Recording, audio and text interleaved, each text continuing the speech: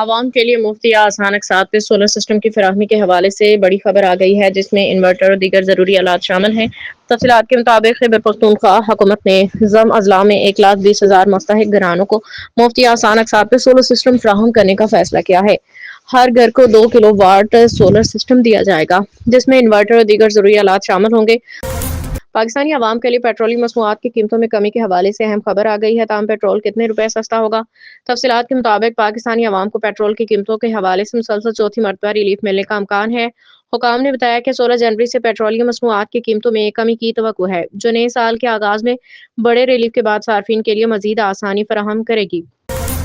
امریکی صدر Donald Trump نے ایرانی حکام سے تمام ملاقاتیں منسوخ کرتے ہوئے عوام سے احتجاج میں شدت لانے کا مطالبہ کر دیا ہے۔ امریکی صدر نے اپنے social media plate form truth social پہ ایک پوسٹ میں لکھا کہ میک ایران گریٹ اگین، میں نے ایرانی حکام سے تمام ملاقاتیں منسوخ کر دی ہیں۔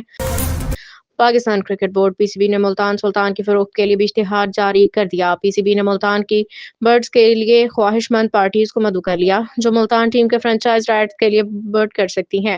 ٹیکنیکل پروپوزلز کے لیے دستاویزات جمع کرانے کی آخری تاریخ 30 جنوری ہے۔